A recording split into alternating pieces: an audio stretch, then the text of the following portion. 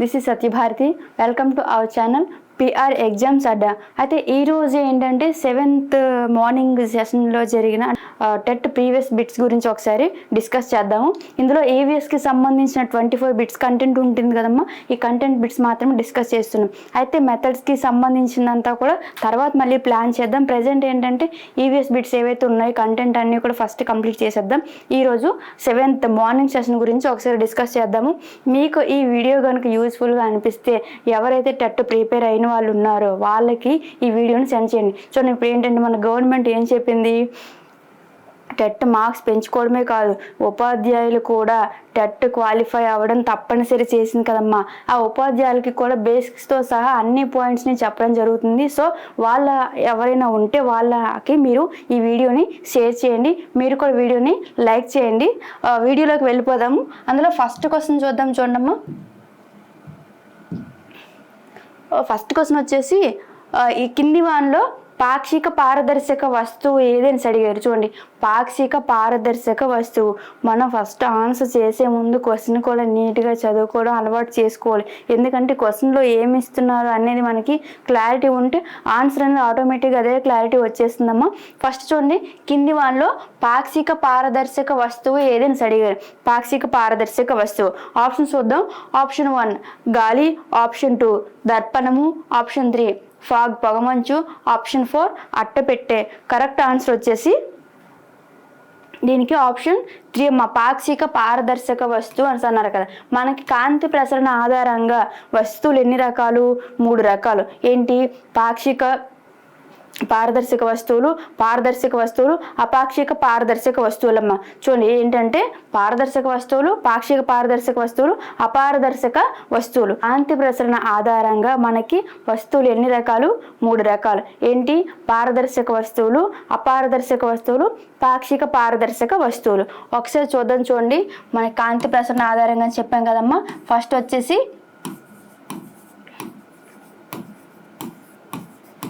పారదర్శక పదార్థాలు లేదా వస్తువులు అని అంటారు. పారదర్శక పదార్థాలు. రెండోది ఏంటి? పాక్షిక పారదర్శక పదార్థాలు.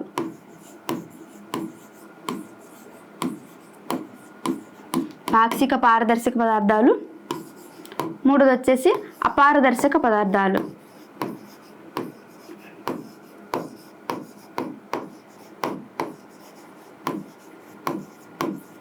చూడమ్మా, కాంతి ప్రసరణ ఆధారంగా మనకి పదార్థాలు ఎన్ని రకాలు? 3 రకాలు. పారదర్శక పదార్థాలు, పాక్షిక పారదర్శక పదార్థాలు, అపారదర్శక పదార్థాలు. మరి పారదర్శక పదార్థాలు అంటే ఏంటంటే మనం కాంతి అనేది ఏ వస్తువులు ఒక వస్తువును చూసేటప్పుడు పూర్తిగా కనబడితే ఆ వస్తువు అనేది పారదర్శక పదార్థాలు అంటారు. అంటే ఏదైనా వస్తువు గుండా మనం చూసినప్పుడు కాంతిని ప్రసరింపజేసినప్పుడు అవతలి వస్తువు అనేది మనకి క్లియర్గా కనిపిస్తుంది. దాన్ని పారదర్శక వస్తువు అంటారు. అలాగా కాకుండా స్పష్టంగా కాకుండా అంటే కొంచెం బ్లర్గా మసిగా అంటే పాక్షికంగా మాత్రమే కనిపిస్తే దాన్ని పాక్షిక పారదర్శక వస్తువులు అంటారు. అలాగే పూర్తిగా కనిపించకపోతే దాన్ని అపారదర్శక వస్తువులు అంటారు. మనం ఏదైనా వస్తువు గుండా చూసినప్పుడు వెనుక ఉండే వస్తువులు మనకి క్లియర్గా కనిపిస్తే వాటిని పారదర్శక పదార్థాలు అంటారు. మరి పారదర్శక పదార్థాలకి ఎగ్జాంపుల్ ఏంటి?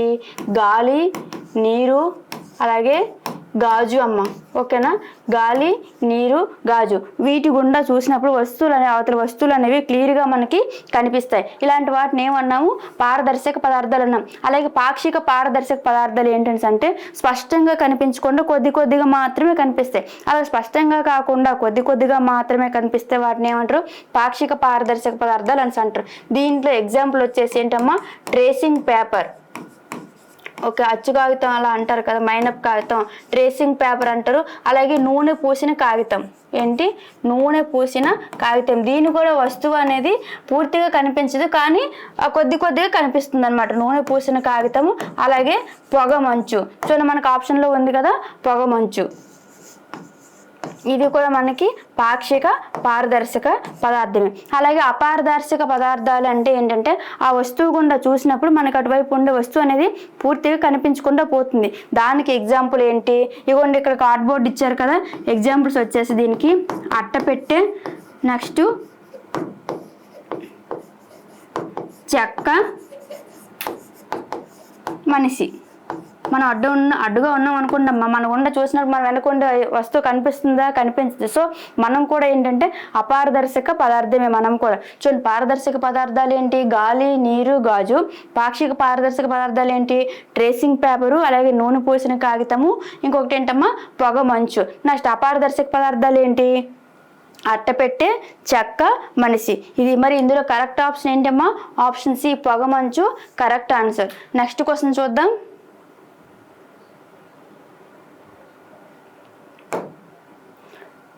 సెకండ్ క్వశ్చన్ వచ్చేసి, ఒక వేడి టీ కప్పులో ఒక రాగి చెంచా ముంచబడినది, దాని మరొక చివర అంటే ఏమవుతుంది అని అడిగారు. చూడమ్మా, ఒక వేడి టీ కప్పులో ఏముంచారు?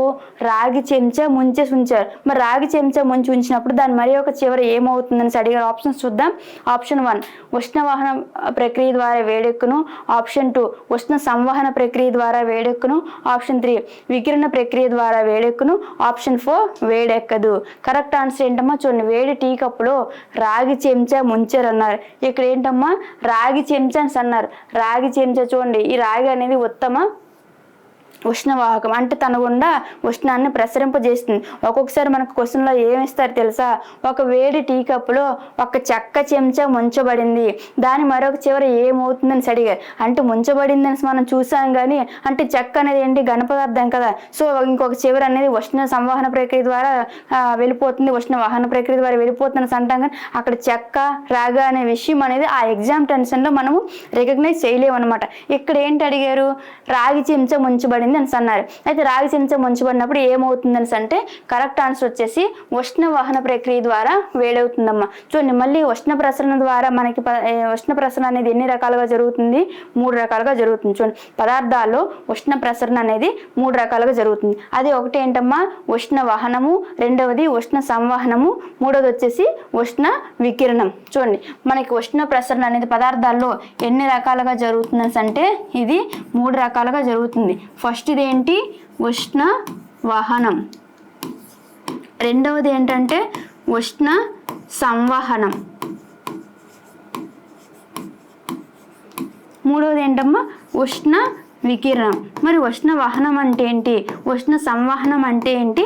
ఉష్ణ వికిరణం అంటే ఏంటి? ఒకసారి చూద్దాం.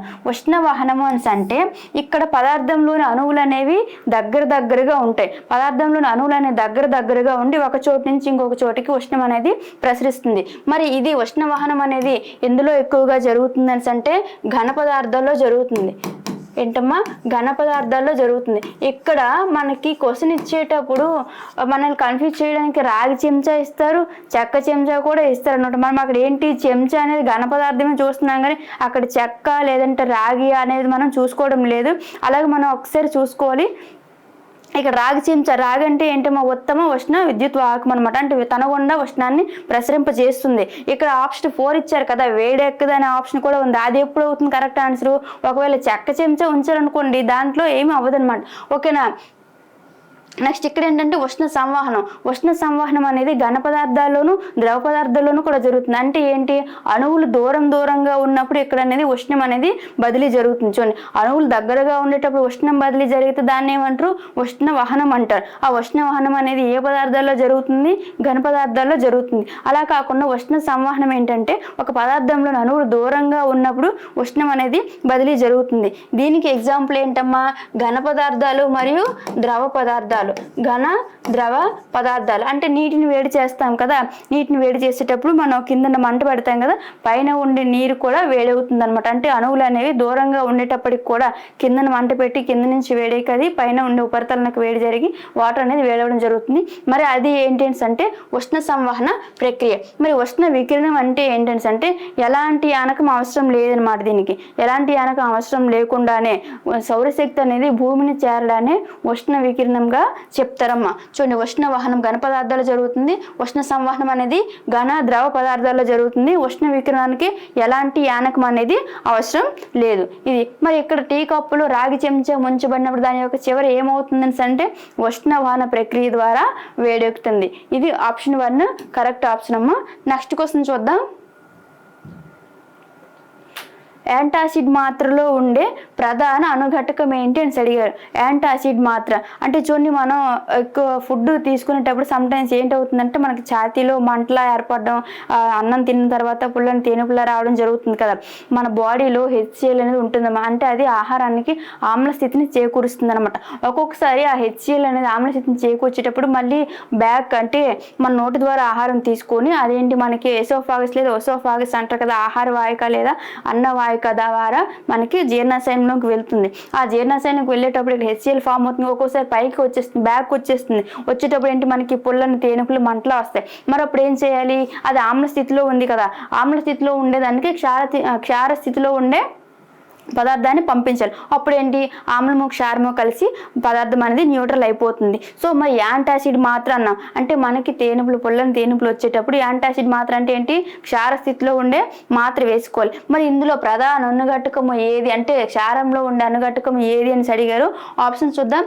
Option 1 sodium carbonate, option 2 sodium hydroxide, option 3 magnesium carbonate, option 4 magnesium hydroxide. Correct option వచ్చేసి మెగ్నీషియం హైడ్రాక్సైడ్ అమ్మ. ఇది MgOH అంటారు. ఇది మనకి క్షారం అనమాట, MgOH. ఈ క్షారాన్ని అనేది మనం తీసుకుంటే ఏంటంటే యాంటాసిడ్ అనేది మాత్రలా ఉపయోగపడుతుంది. యాంటాసిడ్ మాత్రలా ఉపయోగపడుతుంది MgOH, మెగ్నీషియం హైడ్రాక్సైడ్. ఈ మెగ్నీషియం హైడ్రాక్సైడ్ అనేది ఒక క్షారం అమ్మ. ఈ క్షారం అనేది మనం తీసుకోవడం వల్ల ఈ ఆమ్లము క్షారము న్యూట్రల్ అయ్యి మనకి ఆ తేన్పులు అనేవి తగ్గుతుంది. అయితే మెగ్నీషియం హైడ్రాక్సైడ్ ఉంది కదా, ఈ మెగ్నీషియం హైడ్రాక్సైడ్ అనేది ఒక ఆల్కలీన్ అని అంటారు. యాక్చువల్గా ఆల్కలీన్ అనేది అరబిక్ భాషా పదం నుంచి వచ్చిందమ్మా. అరబిక్ భాషా పదం అంటే కాల్చిన బూడిద అని అర్థం అంట.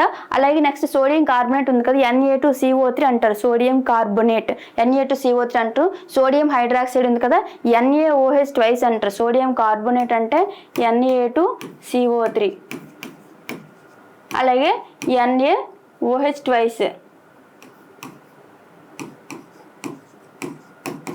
Sodium hydroxide. దీన్నే కాస్టిక్ సోడా అని కూడా అంటారు. నెక్స్ట్ మెగ్నీషియం కార్బోనేట్ అంటే MgCO3 అమ్మ, మెగ్నీషియం కార్బోనేట్. ఇదేంటంటే ఒక తెల్లని ఘన పదార్థం, ఇది మెగ్నీషియం కార్బోనేట్. సోడియం హైడ్రాక్సైడ్ అంటే దీన్ని కాస్టిక్ సోడా అని కూడా అంటారు, NaOH. Na2CO3 అంటే సోడియం కార్బోనేట్ అంటారు. ఓకేనా. నెక్స్ట్ క్వశ్చన్ చూద్దాం. కింది వానిలో సరైన వాక్యము ఏది అని అడిగారు. ఇక్కడ 4 ఆప్షన్స్ ఇచ్చారు కదా, ఆ 4 ఆప్షన్స్లో కూడా సరిగా ఉండే వాక్యం ఏది అని అడిగారు. ఆప్షన్స్ చూద్దాం, ఒకసారి చూడండి. ఆప్షన్ 1 PVC ఒక థర్మోప్లాస్టిక్, ఆప్షన్ 2 లోహపు డబ్బాలు జీవ విచ్ఛిన్నం చెందే పదార్థాలు, ఆప్షన్ 3 ప్లాస్టిక్లు మంచి ఉష్ణ వాహకాలు, ఆప్షన్ 4 మెలమైన వేడిని తట్టుకోలేదు అని అన్నారు. మరి ఇందులో కరెక్ట్గా ఉండే ఆన్సర్ ఏది అని అంటే ఆప్షన్ 1 కరెక్ట్ అమ్మా. PVC ఒక థర్మోప్లాస్టిక్. నిజానికి ప్లాస్టిక్లు అనేవి 2 రకాలు. అవేంటివి? ఒకటి థర్మోప్లాస్టిక్లు, రెండోది వచ్చేసి థర్మోసెట్టింగ్ ప్లాస్టిక్లు. ఒకసారి రాస్తాను చూడండి. ప్లాస్టిక్లు అనేవి ఎన్ని రకాలు? 2 రకాలు. ప్లాస్టిక్ అనేది 2 టైప్స్గా ఉంటుందమ్మా. అందులో ఫస్ట్ది ఏంటి? థర్మోప్లాస్టిక్. సెకండ్ది ఏంటి? Thermosetting plastic. Thermosetting plastic. మరి ఈ థర్మోప్లాస్టిక్ అంటే ఏంటి అంటే ఈ థర్మోప్లాస్టిక్ని ఒకసారి వేడి చేసామనుకోండి, ఒకసారి వేడి చేసిన తర్వాత అవి మెత్తబడి మనకి ఏ షేప్ ఆ గట్టిపడిన అంటే మెత్తగా ఆరిపోయిన తర్వాత గట్టిపడి మనకి ఏ షేప్లో కావాలంటే ఆ షేప్లో మౌల్డ్ అయిపోతాయి అనమాట. సపోజ్ ఇప్పుడు ఆ పిల్లల ఆట బొమ్మలు ఉంటాయి, ఆట బొమ్మలు ప్లాస్టిక్ చేసిన దువ్వెన్లు ఉంటాయి కదా, అలాంటివన్నీ కూడా థర్మోప్లాస్టిక్కి ఉదాహరణ. మరి వీటికి మెయిన్ ఎగ్జాంపుల్ ఏంటంటే మనకి పాలిథిన్ కవర్ ఉంటుంది కదమ్మా, ఈ పాలిథిన్ కవర్స్, అలాగే PVC ఉంటుంది కదా, PVC అంటే పాలీవినైల్ క్లోరైడ్ అంటారు. Polyvinyl chloride. చూడండి, మనకి ఫ్లెక్సీలు తయారు చేస్తారు కదా, ఆ ఫ్లెక్సీలో ఎక్కువగా ఈ PVCని యూజ్ చేస్తారు. మరి థర్మోప్లాస్టిక్ ఎగ్జాంపుల్స్ ఏంటి? పాలిథిన్. మనం పాలిథిన్ కవర్లు యూజ్ చేస్తాం కదా, అవి. ఈ పాలిథిన్ను అలాగే PVCలు అనేవి థర్మోప్లాస్టిక్కి ఎగ్జాంపుల్స్. అలాగే థర్మోసెట్టింగ్ ప్లాస్టిక్లు అంటే ఏంటంటే వీటిని వేడి చేసిన తర్వాత ఒకసారి గట్టిపడితే మళ్ళీ వాటిని మౌల్డ్ చేయడానికి అవ్వదనమాట. మరి ఈ థర్మోసెట్టింగ్ ప్లాస్టిక్లకి ఎగ్జాంపుల్ ఏంటి అంటే బేకలైట్, మెలమైన్ అమ్మ. చూడండి, బేకలైట్, ఇంకొకటి మెలమైన్. ఈ బ్యాక్ లైట్ ఉంది కదా, ఈ బ్యాక్ లైట్తో ఏం చేస్తారంటే మనకి ఈ కరెంట్ బోర్డు స్విచ్చెస్ ఉంటాయి కదా, ఈ స్విచ్చెస్ అలాగే మనకి కుక్కర్కి పిడిలు ఉంటాయి కదా, ప్యాన్కి పిడిలు ఉంటాయి కదా, అలాంటి వాటిని తయారు చేస్తారు బ్యాక్ లైట్తో. అలాగే మెలమైన్ ఉంది కదా, ఈ మెలమైన్ ఏంటంటే ఇది చాలా గట్టి పదార్థం. దీంతో ఏం చేస్తారు అంటే మనకి కంప్యూటర్ టీవీ క్యాబిన్స్ ఉంటాయా అలాంటివన్నీ కూడా తయారు చేస్తారు మెలమైన్. అలాగే ఈ మెలమైన్ కూడా అంటే తన గుండా ఉష్ణాన్ని ప్రసరించేది, బాగా వేడిని అన్నిటికీ బ్యాక్ లైట్ కంటే కూడా ఇది ఎక్కువ వేడిని తట్టుకుంటుంది అనమాట మెలమైన్ అనేది. అలాగే ప్లాస్టిక్లు మంచి ఉష్ణవాహకాలు అన్నారు కదమ్మా, ప్లాస్టిక్లు మంచి ఉష్ణవాహకాలు కాదు. ఉష్ణవాహకాలు అంటే ఏంటి, తమ గుండా ఉష్ణాన్ని ప్రసరింపజేస్తే అవి మంచి ఉష్ణవాహకాలు. ప్లాస్టిక్ ఎక్కడమ్మా తన గుండా ఉష్ణాన్ని ప్రసరింపజేస్తే ఒక చివరిని పెడితే అది అలా ముద్దలా కారిపోతుంది అనమాట.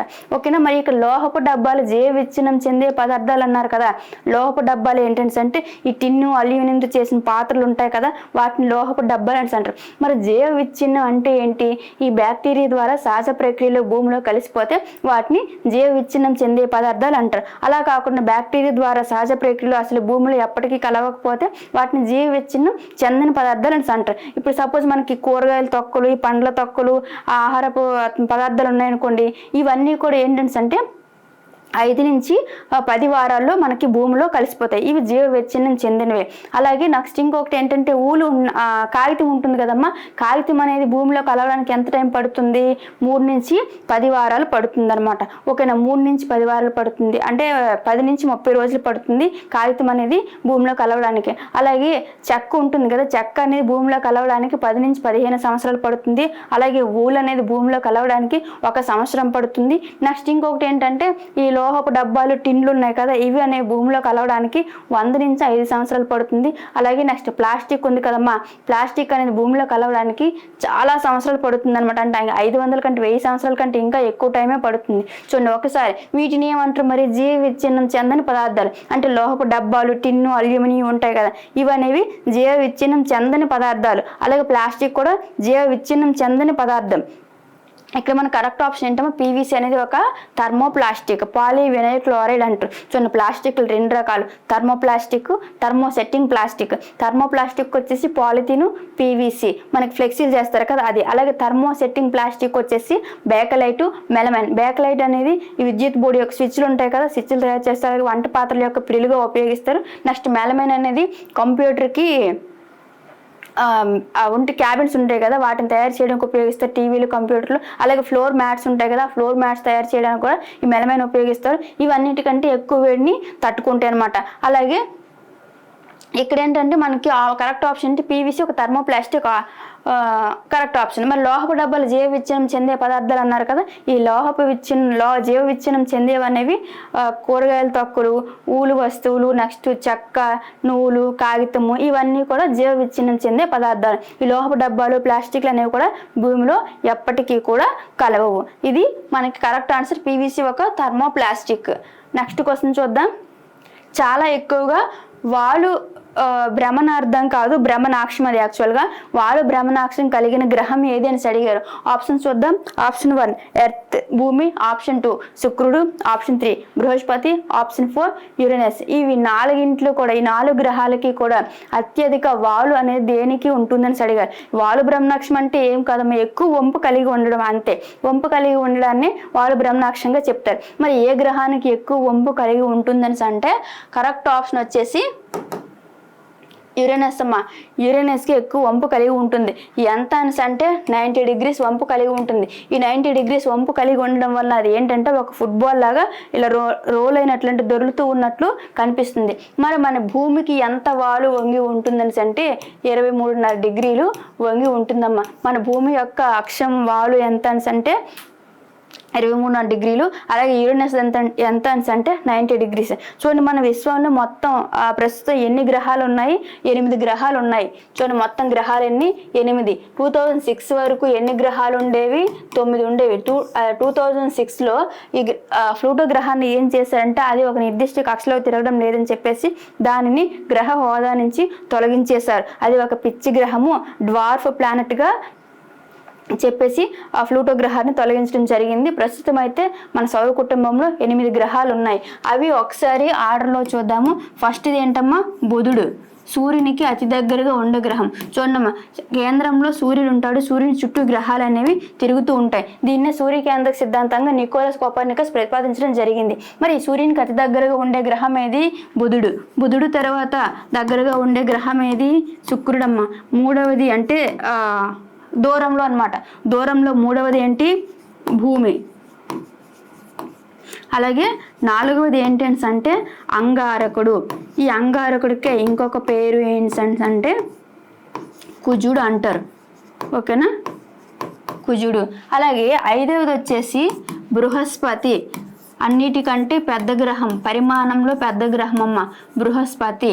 అలాగే బృహస్పతికి ఇంకొక పేరు ఏంటి అంటే గురుడు అంటారు. నెక్స్ట్ ఆరవది వచ్చేసి శని. ఏడవది వచ్చేసి యురేనస్. దీనికి ఇంద్రుడు అంటారమ్మా, ఇంకొక పేరు ఇంద్రుడు.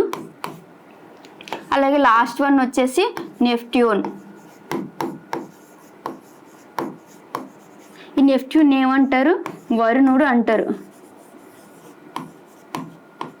ఈ నెప్ట్యూన్ ఏమంటారు? వరుణుడు అంటారు. చూడండి, సూర్యుడు కేంద్రంగా ఉంటాడు. సూర్యుడి కేంద్రంగా ఉండి సూర్యుని చుట్టూ ఈ గ్రహాలన్నీ కూడా దీర్ఘవృత్తాకార కక్షల్లో తిరుగుతూ ఉంటాయి అన్నమాట.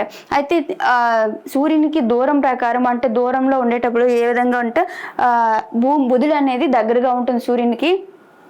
శుక్రుడు అనేవి రెండో గ్రహం, బుధుడు అనేది భూమి అనేది మూడో గ్రహము, అంగారకుడు కుజుడు నాలుగవది, 5 బృహస్పతి, 6 శని, 7 యురేనస్ లేదా ఇంద్రుడు, 8 వచ్చేసి నెప్ట్యూన్ లేదా వరుణుడు. ఈ 4 గ్రహాలు ఉన్నాయి కదా. మరి ఈ 4ంటిని ఏమంటారు అంటే అంతర్గ్రహాలు అని అంటారు. ఏమంటారు? వీటిని అంతర్గ్రహాలు అంటారు. ఈ గ్రహాలన్నీ కూడా ఎక్కువగా రాళ్లతో నిండి ఉంటాయమ్మా, రాళ్లతో నిండి ఉంటాయి. మరి ఈ 5 నుంచి 8 వరకు ఈ గ్రహాలు ఉన్నాయి కదా, వీటిని ఏమంటారంటే బాహ్య గ్రహాలు అంటారు. ఓకేనా?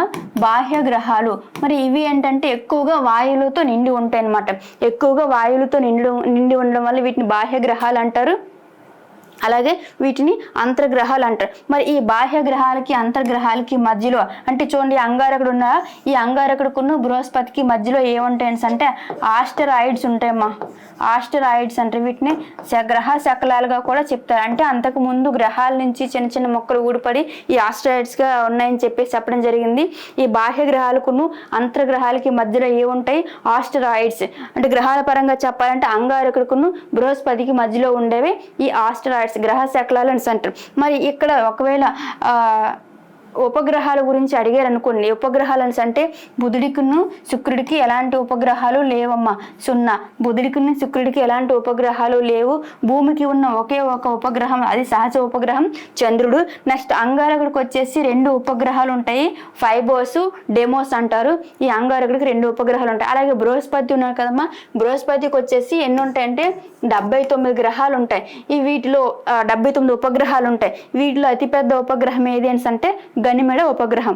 చూడండి, గనిమెడ ఉపగ్రహం అనేది దేనికి ఉంది అంటే బృహస్పతికి. అతిపెద్ద గ్రహం కూడా అదే, అతిపెద్ద ఉపగ్రహం కూడా గనిమెడ. దేనికి ఉంది అంటే బృహస్పతికే ఉంది. అలాగే శని ఉంది కదమ్మా, శనికి వచ్చేసి 82 అని అఫీషియల్గా లేని 82, 93 అని, 146 అని కూడా ఒక దగ్గరే ఉంది. ఇక్కడ చూడమ్మా, మన టెక్స్ట్ బుక్లో ఏది ఉంటే అది చూసుకోవాలి. నెక్స్ట్ యురేనస్ ఉంది కదా, యురేనస్ లేదా ఇంద్రుడు, దీనికి ఎన్ని ఉపగ్రహాలు ఉన్నాయంటే 27 ఉన్నాయి. నెప్ట్యూన్ లేదా వరుణుడు ఉంది కదమ్మా, దీనికి వచ్చేసి ఎన్ని గ్రహాలు ఉన్నాయంటే 14 గ్రహాలు ఉంటాయి అన్నమాట. ఓకేనా? ఇవి ఉపగ్రహాలు. మరి వీటికి పరిభ్రమణము, భూ పరిభ్రమణం చూసుకునేటట్లయితే, భూభ్రమణం అంటే ఏమిటి? భూమి తన చుట్టూ తాను తిరగడాన్ని భూభ్రమణం అంటారు. భూమి అంటే పరిభ్రమణం అంటే ఏంటి? గ్రహం అనేది తన చుట్టూ తాను తిరుగుతూ సూర్యుని చుట్టూ తిరగడాన్ని ఏమంటారు? పరిభ్రమణం అంటారు. ఇక్కడ మనకి భూమికి వచ్చేసి భ్రమణం అనేది ఎంతమ్మా? 1 రోజు పడుతుంది. అలాగే పరిభ్రమణం అనేది ఎంత? 365 days 6 hours పడుతుందమ్మా. 365 days 6 hours పడుతుంది. ఇక్కడ బుధుడికి వచ్చేసరికి భ్రమణం అనేది 58 రోజులు పడుతుంది. అలాగే పరిభ్రమణం అనేది 89 రోజులు 89 రోజులు పడుతుందమ్మా. పరిభ్రమణం అనేది ఎంత? 89 రోజులు పడుతుంది. అలాగే శుక్రుడు ఉంది కదా, శుక్రుడికి వచ్చేసరికి భ్రమణం అనేది 243 days పడుతుంది భ్రమణం. అలాగే పరిభ్రమణం అయితే 255 డేస్ పడుతుంది అనమాట. అలాగే అంగారకుడు ఉంది కదా, అంగారకుడికి కూడా వచ్చేసరికి భ్రమణము 1 రోజు పడుతుంది అనమాట. పరిభ్రమణం వచ్చేసి 687 డేస్ పడుతుంది. ఇక్కడ 687 డేస్ పడుతుంది. అలాగే బృహస్పతికి ఉంది కదా, బృహస్పతికి వచ్చేసరికి అతి తక్కువ 9 గంటల 59 నిమిషాలు భ్రమణం పడుతుంది. అలాగే బృహస్పతికి వచ్చేసరికి 9 గంటల 59 నిమిషాలు. అలాగే దీనికి వచ్చేసి 11 సంవత్సరాల 11 నెలలు పడుతుంది. ఓకేనా, 11 సంవత్సరాలు 11 నెలలు పడుతుంది. శని ఉంది కదమ్మా, శనికి వచ్చేసరికి దీనికి ఏంటంటే 10 గంటలు పడుతుంది. భ్రమణ సమయం 10 గంటలు పడుతుంది. అలాగే పరిభ్రమణ కాలం వచ్చేసి 89 సంవత్సరాలు పడుతుంది. అలాగే యురేనస్ ఉంది కదా, యురేనస్కి వచ్చేసరికి దీనికి ఏంటంటే భ్రమణం 17 సంవత్సరాలు పడుతుంది. ఓకేనా, దీనికి 11 కదా, ఇది వచ్చేసి 27 సంవత్సరాలు. దీనికి ఏంటంటే 17 గంటలు పడుతుంది. 17 గంటలు బట్టి యురేనస్కి మరి పరిభ్రమణ కాలం ఎంత పడుతుంది అనేసి అంటే 184 సంవత్సరాలు పడుతుందమ్మా. దీనికి ఏంటి మరి 16 గంటలు పడుతుంది. అలాగే పరిభ్రమణ కాలం వచ్చేసి ఎంత అంటే 164 సంవత్సరాలు పడుతుంది. ఇక్కడ చూడండి, బుధుడు ఎలాంటి ఉపగ్రహాలు లేవు, శుక్రుడికి ఎలాంటి ఉపగ్రహాలు లేవు, భూమికి ఉండే ఒకే ఒక ఉపగ్రహము చంద్రుడు. అలాగే అంగారకుడు లేదా కుజుడికి ఉండే ఉపగ్రహాలు 2. నెక్స్ట్ బాహ్య గ్రహాలు ఉన్నాయి కదా, బృహస్పతి, ఇది అతిపెద్ద గ్రహం, గ్రహాల్లోకి అతిపెద్ద గ్రహం బృహస్పతి, చిన్నదైతే బుధుడు. దీనికి వచ్చేసి ఇక్కడ చూడండి, బుధుడికి భ్రమణం అయితే 58 రోజులు, పరిభ్రమణం అయితే 89 రోజులు. అలాగే శుక్రుడికి అయితే 243 డేస్ భ్రమణము, నెక్స్ట్ పరిభ్రమణం అయితే 255 డేస్. అలాగే భూమి ఉంది కదమ్మా, దీనికి భ్రమణం అయితే 1 రోజు, పరిభ్రమణం అయితే 365 డేస్, 6 అవర్స్. ఆ 6 అవర్స్ మనకి 4 ఇయర్స్కి ఒకసారి లీప్ ఇయర్గా ఫామ్ అవుతుంది. అది ఫిబ్రవరిలో 29th వస్తున్నాం, ఫిబ్రవరి 29th, 4 సంవత్సరాలకు ఒకసారి వస్తుంది. అలాగే అంగారకుడు లేదా కుజుడికి వచ్చేసి దీనికి కూడా పరిభ్రమణం 1 రోజే, 687 డేస్ పడుతుంది పరిభ్రమణం. దీనికి వచ్చేసి బృహస్పతికి వచ్చేసి అన్నిటికంటే తక్కువ దీనికే పడుతుంది భ్రమణం అనేది. 9 గంటల 59 నిమిషాలు పడుతుంది. అలాగే 11 సంవత్సరాల 11 నెలలు పడుతుంది దీనికి. అలాగే శని ఉంది కదా, శని వచ్చేసి దీనికి ఏంటంటే 10 గంటల సమయం పడుతుంది భ్రమణానికి, 10 గంటలు పడుతుంది, 27 సంవత్సరాలు పడుతుంది. అలాగే యురేనస్ ఉంది కదమ్మా, యురేనస్కి వచ్చేసరికి దీనికి ఏంటంటే భ్రమణ కాలం 17 గంటలు పడుతుంది, పరిభ్రమణ కాలం అనేది 84 సంవత్సరాలు పడుతుంది. అలాగే నెప్ట్యూన్కి వచ్చేసి దీనికి అన్నిటికంటే ఎక్కువ సంవత్సరాలు పరిభ్రమణం తీసుకుంటుంది. సూర్యుడికి దూరంగా ఉంది కదా, కాబట్టి అతి ఎక్కువ కాలం తీసుకుంటుంది. భ్రమణం అయితే 16 గంటలే, పరిభ్రమణం అయితే మాత్రం 164 సంవత్సరాల టైం పడుతుంది. ఇవి గ్రహాలు. మరి వాళ్ళు భ్రమణాక్షం కలిగిన గ్రహం ఏది అని అంటే యురేనస్. ఇక్కడ భూమి శుక్రుడు ఉంది కదమ్మా, ఈ రెండింటినీ కూడా కవల గ్రహాలు అంటారు. అంటే దాని యొక్క ఆకారము పరిమాణము రెండు కూడా చూడడానికి ఒకే విధంగా ఉండడం వల్ల ఆ రెండింటిని కూడా కవల గ్రహాలు అంటారు. అంటే భూమి యొక్క కవల గ్రహం ఏది, శుక్రగ్రహం అంటారు. అలాగే యురేనస్ కి కూడా ఒక కవల గ్రహం ఉందండి, అది ఏంటది, నెప్ట్యూన్ అంటారు అనమాట. ఆ నెప్ట్యూన్ ని యురేనస్ కి కవల గ్రహంగా చెప్తారు. ఇవి మనకి గ్రహాలు. నెక్స్ట్ 6th వన్ వచ్చేసి కీలంను కలిగి ఉండు భాగం ఏది అని అడిగారు. కీలంను కలిగి ఉండు భాగం ఆప్షన్స్ చూద్దాం. కేసరము, అదే కేసరము, కేసరావళి. ఆప్షన్ 2 అండకోశము. ఆప్షన్ 3 రక్షక పత్రము. ఆప్షన్ 4 ఆకర్షక పత్రము. దీనికి కరెక్ట్ ఆప్షన్ ఏంటి అని అంటే కీలంను కలిగి ఉండే భాగం అనేది కేసరం. నిజానికి ఒక పుష్పంలో 4 రకాల భాగాలు ఉంటాయి. అవి ఏంటివి, రక్షక పత్రావళి, ఆకర్షక పత్రావళి, కేసరావళి, అండకోశం. ఈ 4 భాగాలు కూడా ఏ పుష్పానికైతే ఉన్నాయో వాటిని సంపూర్ణ పుష్పాలు అని అంటారు. చూడమ్మా, ఇక్కడ ఉన్నాయి కదా, రక్షక పత్రావళి, ఆకర్షక పత్రావళి, కేసరావళి, అండకోశం. ఈ 4 ఉండే వాటిని ఏమంటారు, చూడండి, పుష్పానికి 4 భాగాలు ఉంటాయి. ఆ 4 ఉండే వాటిని సంపూర్ణ పుష్పం అంటారు. ఏంటంటారు, సంపూర్ణ పుష్పము. మరి సంపూర్ణ పుష్పాలు ఏవేవి ఎగ్జాంపుల్ చూసినట్లయితే గులాబీ, లిల్లీ, అలాగే మల్లె, మందార, ఉమ్మెత్త, ఇంకొకటి ఏంటంటే తుంటి పూలు అంటారు కదా, ఆ తుంటి పూలు.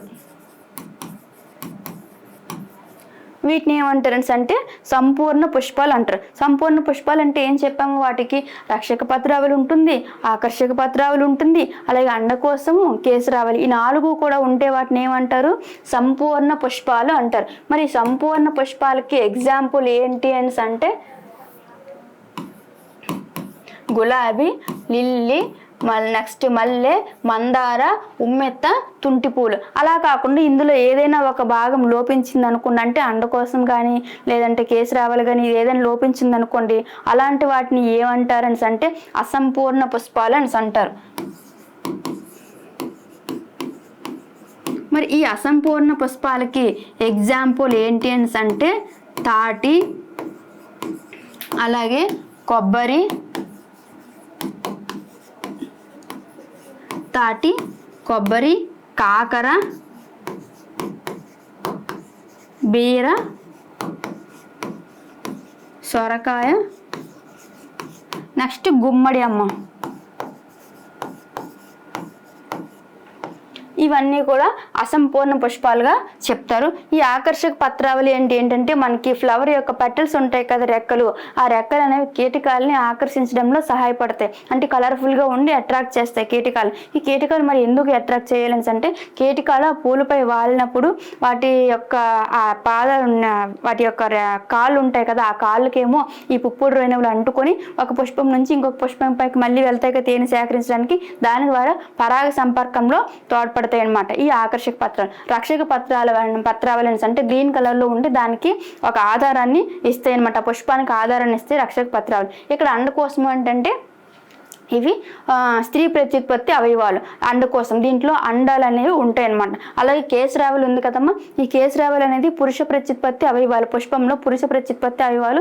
దీంట్లో మళ్ళీ కేసరావళి ఏముంటుంది, కీలం ఉంటుంది, కీలాగ్రం కూడా ఉంటుందన్నమాట. కీలము, కీలాగ్రము ఉంటుంది, పరాగ కోశం కూడా ఉంటుందన్నమాట ఈ కేసరావళిలో. ఇవి పురుష ప్రత్యుత్పత్తి అవయవాలు, ఇవి స్త్రీ ప్రత్యుత్పత్తి అవయవాలు. మరి కీలం అనేది ఎందులో ఉంటుందని అంటే ఈ కేసరావళిలో, కేసరంలో ఉంటుందమ్మా. కీలం ఉంటుంది, కీలాగ్రం ఉంటుందన్నమాట. ఇక్కడ కేసరావళిలో ఉంటుంది కీలం. కరెక్ట్ ఆప్షన్ ఏంటంటే ఆప్షన్ 1 కేసరం. నెక్స్ట్ క్వశ్చన్ చూద్దాం.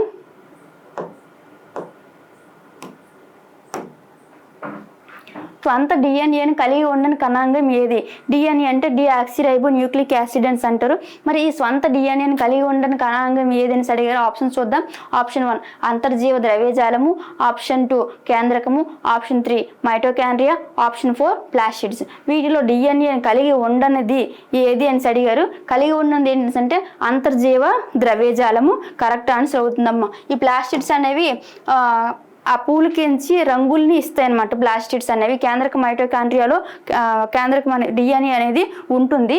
అక్కడ అంతర్జీవ ద్రవ్యజాలం అనేది ఎలాంటి డిఎన్ఏని కూడా కలిగి ఉండదు. నెక్స్ట్ 8th వన్ వచ్చేసి పెప్సిన్ అనే ఎంజైమ్ను కలిగి ఉండే జీర్ణరసం ఏది అని అడిగారు. పెప్సిన్ అనే ఎంజైమ్ను కలిగి ఉండే జీర్ణరసం ఏది అని అంటారు. చూడండి, మనకి గ్రంథులు 2 రకాలుగా ఉంటాయి, అంటే వినాల గ్రంథులు, నాళ గ్రంథులు అని చెప్పేసి. ఈ వినాల గ్రంథులు, నాళ గ్రంథులు ఏంటంటే ఈ హార్మోన్స్ని, ఎంజైమ్స్ని విడుదల చేస్తాయి. అలాగే మనకి జఠర రసము, పైత్య రసము, క్లోమ రసము, ఆంధ్ర రసము ఇవన్నీ కూడా మనకి జీర్ణ వ్యవస్థలో భాగాలుగా ఉంటాయమ్మా. ఇక్కడ చూడండి, మనకి పెప్సిన్ అనే ఎంజైమ్ అనేది మరి కలిగి ఉండే జీర్ణ రసము ఏది అని అడిగారు. కరెక్ట్ ఆప్షన్ వచ్చేసి జఠర రసం అమ్మ. ఈ జఠర రసాన్ని అంటే జీర్ణాశయం అనేది జఠర రసాన్ని విడుదల చేస్తుంది. ఈ జఠర రసంలో ఉండే ఎంజైమ్ ఏది అంటే పెప్సిన్. మరి ఈ పెప్సిన్ ఏం చేస్తుంది అంటే ప్రోటీన్స్ ఉంటాయి కదా, ఈ ప్రోటీన్స్ అనేవి ప్రోటీయేసెస్గా మార్చుతుంది. మనకి ఆహారంలో మనం తీసుకునే ఆహారంలో మొత్తము న్యూట్రియంట్స్, పోషక పదార్థాలు ఎన్ని టైప్స్ ఉంటాయి? 5 టైప్స్ ఉంటాయి. అందులో ఏంటి? కార్బోహైడ్రేట్స్, అలాగే ప్రోటీన్స్, ఫ్యాట్స్ అంటే కొవ్వులు అంటారు కదా. కార్బోహైడ్రేట్స్ అంటే పిండి పదార్థాలు, ప్రోటీన్స్ అంటే ప్రోటీన్లు, అలాగే నెక్స్ట్ 3rd వన్ వచ్చేసి ఫ్యాట్స్ అంటే కొవ్వు పదార్థాలు, విటమిన్లు మరియు మినరల్స్ అంటే ఖనిజ లవణాలు అంటారు. ఈ 5 కూడా మనం తీసుకునే ఆహారంలో పోషక పదార్థాలు. మరి మనం తీసుకునే ఆహారంలో ఈ కార్బోహైడ్రేట్స్ ఉన్నాయి కదా, ఇవి ఏవైతే ఉన్నాయో మన ఆహారం తీసుకునేటప్పుడు నోటిలోనే జీర్ణం అయిపోతాయి అనమాట. అంటే పూర్తిగా కాదు, కొంతవరకు నోట్లో జీర్ణం అయిపోతాయి. మరి ఈ కార్బోహైడ్రేట్స్ జీర్ణం అవడానికి అవసరమైన ఎంజైమ్ ఏది అంటే ఎమైలేజం. మనకి లాలాజలంలో ఎమైలేజ్ అనే ఎంజైమ్ ఉంటుంది కదా, ఆ ఎంజైమ్ అనేది మనం తీసుకునే ఆహారంలో పిండి పదార్థాలని జీర్ణం చేస్తుంది. అలాగే ప్రోటీన్స్ ఉన్నాయి కదా, ఆ ప్రోటీన్స్ ఏంటంటే ఈ పెప్సిన్ ఉంది కదమ్మా, ఈ పెప్సిన్ అనేది మనకి జీర్ణం చేస్తుంది. అలాగే ఫ్యాట్స్, కొవ్వులు ఉన్నాయి కదా, ఈ కొవ్వుల్ని ఏంటంటే లైపేజ్ అనే ఎంజైమ్ అనేది మనకి జీర్ణం చేస్తుంది. ఇక్కడ జఠరరసం ఉంది కదా, ఈ జఠరరసం అనేది జీర్ణాశయం నుంచి విడుదలవుతుంది అనమాట. ఓకేనా, ఈ జఠరరసంలో మనకి పెప్సిన్ ఉంటుంది. ఈ పెప్సిన్ ఏం చేస్తుంది, మరి ఈ ప్రోటీన్స్ ఉంటాయి కదా, ఈ అమైనో ఆమ్లాలు అంటారు, ఈ ప్రోటీన్స్ని ప్రోటీసెస్గా మార్చుతుంది అనమాట. అలాగే పైత్యరసం ఉంది కదా, పైత్యరసంలో ఈ పైత్యరసం అనేది కాలేయం నుంచి విడుదలవుతుంది. కాలేయము విడుదల చేసే రసం ఏంటంటే పైత్యరసం. దీంట్లో ఎలాంటి ఎంజైమ్స్ అనేవి ఉండవు, కానీ ఈ పైత్యరసంలో బైలిరూబిన్, బైలివర్డిన్ అనే వర్ణక ద్రవ్యాలు ఉంటాయి. ఓకేనా, అలాగే క్లోమరసం, ఈ క్లోమరసాన్ని క్లోమ గ్రంథి విడుదల చేస్తుంది. ఓకేనా, ఈ క్లోమ గ్రంథి అనేది ఒక మిశ్రమ గ్రంథి. ఈ మిశ్రమ గ్రంథి క్లోమము, ఈ క్లోమం విడుదల చేసేదైతే క్లోమరసం. నెక్స్ట్ ఆంధ్రరసం. మరి ఈ క్లోమరసంలో ఏ ఎంజైమ్స్ ఉంటాయి అంటే చూడండి, క్లోమరసంలో ట్రిప్సిన్ ఉంటుంది, అమైలేజ్ ఉంటుంది, అలాగే లైపేజ్ ఉంటుంది, కైమోట్రిప్సిన్ ఉంటుంది. ఈ ఎంజైమ్స్ అన్నీ ఉంటాయి. ఆంధ్రరసం అనేది ఆంత్రమూలం నుంచి విడుదలవుతుంది. దీంట్లో మాల్టోజు, సుక్రేజు, లైపేజ్ అన్నీ కూడా ఎంజైమ్స్ అన్నీ కూడా ఇందులో ఆంధ్రరసంలో భాగంగా ఉంటాయి. మరి ఇక్కడ పెప్సిన్ అనే ఎంజైమ్ను కలిగి ఉండే జీర్ణరసం ఏది అంటే ఆప్షన్ ఏ జఠరరసం పెప్సిన్ని కలిగి ఉంటుందన్నమాట. నెక్స్ట్ క్వశ్చన్ చూద్దాం.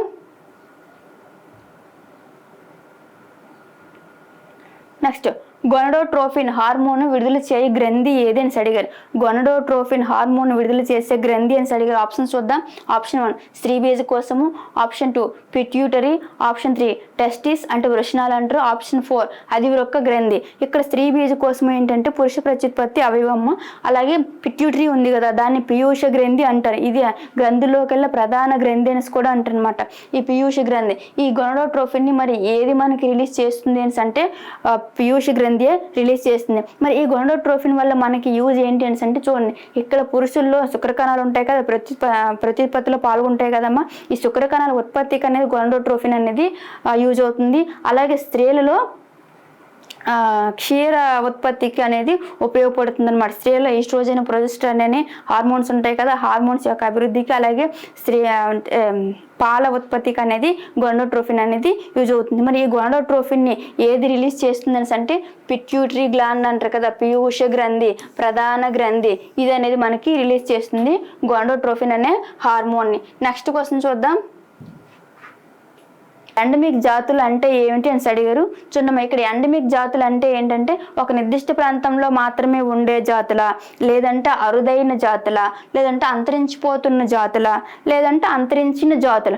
చూడండి, ఆల్రెడీ అంతరించిపోయినవా, లేదా అంతరించిపోతూ ఉన్నవా, లేదంటే అరుదైన జాతుల, లేదంటే ఒక నిర్దిష్ట ప్రాంతంలో మాత్రమే ఉండే జాతులను అడిగారు. మరి ఎండమిక్ జాతులు అంటే ఏంటంటే ఒక నిర్దిష్ట ప్రాంతంలో మాత్రమే ఉండే జాతులు. ఈవెన్ ప్లాంట్స్ ఆర్ యానిమల్స్ అంటే మొక్కలవని, జంతువులవని ఏవైనా కానీ ఒక నిర్దిష్ట ప్రాంతానికి మాత్రమే ఉంటే ఆ జాతుల్ని ఎండమిక్ జాతులుగా చెప్తారు. దీనికి 10th 1 కరెక్ట్ ఆన్సర్ ఏంటి అంటే ఆప్షన్ 1 ఒక నిర్దిష్ట ప్రాంతంలో ఉండేవన్నమాట. నెక్స్ట్ 11th క్వశ్చన్ చూడమ్మా. ఈ కింద పేర్కొన్న వానిలో పరోక్ష భావ వ్యక్తీకరణ సాధనాలు మాత్రమే కలిగి ఉన్న సరైన సమూహాన్ని పేర్కొనండి గుర్తించండి అని అన్నారు. చూడండి, పరోక్ష భావ వ్యక్తీకరణ సాధనాలు అని అడిగారు. మరి భావ వ్యక్తీకరణ ఎన్ని రకాలుగా ఉంటుంది?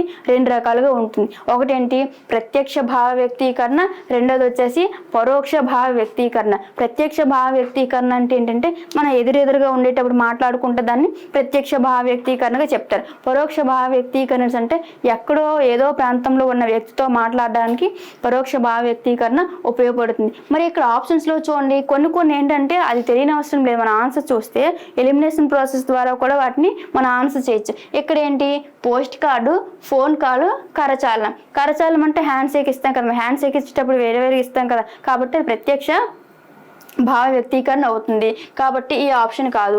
ఇందులో వచ్చిన mail, post card, phone call. Mail అంటే ఎవరికైనా మనం ఒక మొబైల్ నుంచి కానీ లేదంటే ల్యాప్టాప్ సిస్టమ్ నుంచి కానీ దేని నుంచి వేరే ప్రదేశంలో ఉండే వాళ్ళకి మెయిల్ పంపించడం. అలాగే పోస్ట్ కార్డు, ఫోన్ కాల్ కూడా ఎక్కడో ఉండే వాళ్ళతో మాట్లాడతాం కానీ ఎదురెదురుగా ఉండే వాళ్ళు ఫోన్ చేసుకుంటారమ్మా, లేదు కదా. అలాగే కాబట్టి ఇక్కడ ఏంటి mail, post card, phone call అనేది కరెక్ట్ ఆప్షన్ అవుతుంది. ఇక్కడ చూడండి కరచాలనం ఉంది, మరి ఇది కూడా కాదు. ఇందులో కరచాలనం ఉంది, ఇది కూడా కాదు. సో మనకి కరెక్ట్ ఆప్షన్ ఆప్షన్ ఏంటంటే ఇక్కడ option 2 mail, post card, phone call. ఇది ఏంటంటే పరోక్ష భావ వ్యక్తీకరణ. ప్రత్యక్ష భావ వ్యక్తీకరణ అంటే కరచాలనం ద్వారా అవుతుంది. అంటే ఎదురుగా స్నేహితులతో మాట్లాడుకోవడం, కరచాలనం లాంటివన్నీ కూడా ప్రత్యక్ష భావ వ్యక్తీకరణ కిందికి వస్తాయి. నెక్స్ట్ క్వశ్చన్ చూద్దాం.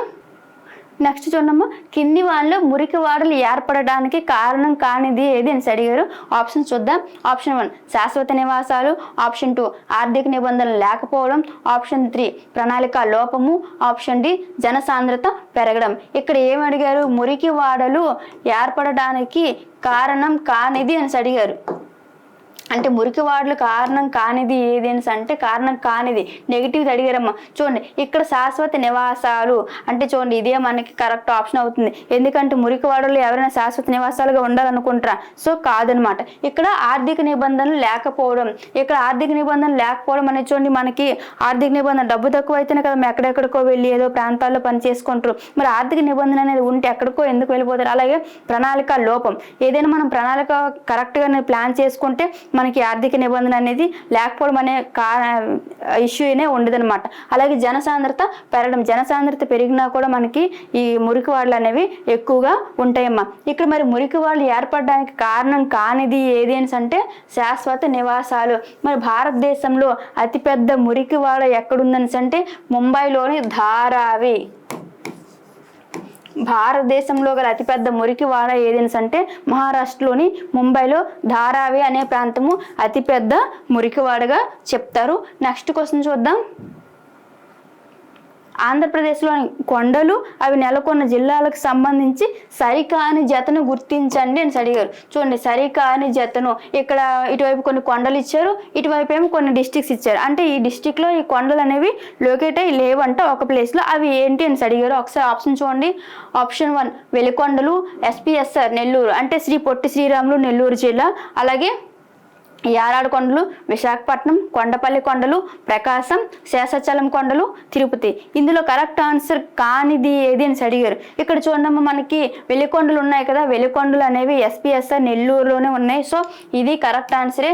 ఇక్కడ యారాడు కొండలు ఉన్నాయి కదా, యారాడు కొండలు అనేవి విశాఖపట్నంలోనే ఉన్నాయి. ఇది కూడా కరెక్ట్ ఆప్షనే. మరి యారాడు కొండలతో పాటు అనంతగిరి కొండలు కూడా విశాఖపట్నంలో ఉన్నాయమ్మా. చూడండి యారాడు కొండలతో పాటు అనంతగిరి కొండలు కూడా విశాఖపట్నంలో ఉన్నాయి. అలాగే కొండపల్లి కొండలు ఉన్నాయి కదా, ఈ కొండపల్లి కొండలు అనేవి ప్రకాశంలో లేవు. ఈ కొండపల్లి కొండలు అనేవి ఎక్కడున్నాయి? NTR జిల్లాలో ఉన్నాయమ్మా. NTR జిల్లాలో ఉన్నాయి. వీటితో పాటు మొఘల్ రాజపురం కొండలు కూడా ఉన్నాయి. మొఘల్ రాజపురం కొండలు ఎక్కడున్నాయి? NTR జిల్లాలో ఉన్నాయి. అలాగే శేషాచలం కొండలు అనేవి తిరుపతిలోనే ఉన్నాయి. వీటితో పాటు హార్స్లీ హిల్స్ కొండలు కూడా ఉన్నాయమ్మా. హార్స్లీ హిల్స్ కొండలు కూడా తిరుపతిలో ఉన్నాయి. అంటే మనకి ఇక్కడ సరికాని జత ఏది అని అంటే కొండపల్లి కొండలు ప్రకాశం. ఇది సరికాని జత, కరెక్ట్ ఆన్సర్ ఇది. మరి కొండపల్లి కొండలు అనేవి ఎక్కడున్నాయి అని అంటే NTR జిల్లాలో ఉన్నాయి. కొండపల్లి కొండలు, మొఘల్ రాజపురం కొండలు అనేవి ఎక్కడున్నాయి? NTR జిల్లాలో ఉన్నాయి, ప్రకాశంలో కాదు. నెక్స్ట్ క్వశ్చన్ చూద్దాం. పంచగంగ ఈ నదికి ఉపనది అని అడిగారు. కింద నదులు ఇచ్చారు. ఒకటి ఆప్షన్ 1 వచ్చేసి కృష్ణా నది, ఆప్షన్ 2 వచ్చేసి కావేరి నది, ఆప్షన్ 3 వచ్చేసి గోదావరి, ఆప్షన్ 4 వచ్చేసి గంగా నది. మరి ఈ నదుల్లో పంచగంగ అనేది ఏ నదికి ఉపనదిగా ఉంది అని అడిగారు. మరి దీనికి కరెక్ట్ ఆన్సర్ ఏంటమ్మా? ఆప్షన్ 1 కృష్ణా నది. చూడండి ఈ ఆప్షన్ 1 కృష్ణా నది. మరి కృష్ణా నది ఎక్కడ పుట్టింది? మహారాష్ట్రలోని పశ్చిమ కనుమల్లో పుట్టిందమ్మా. మహారాష్ట్రలోని పశ్చిమ కనుమల్లో పుట్టి మన ఆంధ్రప్రదేశ్ అలాగే తెలంగాణ 2 జిల్లాల్లో ప్రవహించి మనకు చివరికి హంసల దీవి వద్ద బంగాళాఖాతంలో కలిసిపోతుందన్నమాట. మరి ఈ కృష్ణా నది యొక్క మొత్తం పొడవు ఎంత ఉంటుందని అంటే 1400 కిలోమీటర్లు ఉంటుంది. ఎంత? 1400 కిలోమీటర్లు ఉంటుంది. అలాగే మరి ఈ కృష్ణా నది యొక్క ఉపనదులు ఏంటంటే అంటే చూడండి ఘటప్రభ, మలప్రభ, కోయినా, భీమ, నిర, నెక్స్ట్ ఈ పంచగంగ ఇవన్నీ కూడా ఉంటాయేమో కృష్ణా నది యొక్క ఉపనదులు. ఇది 1400 కిలోమీటర్లు ప్రవహిస్తుంది అనమాట పుట్టినప్పటి నుంచి, అదే పుట్టిన ప్రాంతం నుంచి. దీని యొక్క ఉపనదులు ఇంకొకసారి చూడండి. ఘటప్రభ, మలప్రభ, కోయన, భీమ, నిర, పంచగంగ, ఇవన్నీ కూడా కృష్ణానది యొక్క ఉపనదులు. అలాగే కావేరి ఉంది కదా, కావేరి అనేది మరి ఎక్కడ పుట్టిందని అంటే కర్ణాటకలో పుడుతుందమ్మా. కావేరి నది కర్ణాటకలో పుడుతుంది.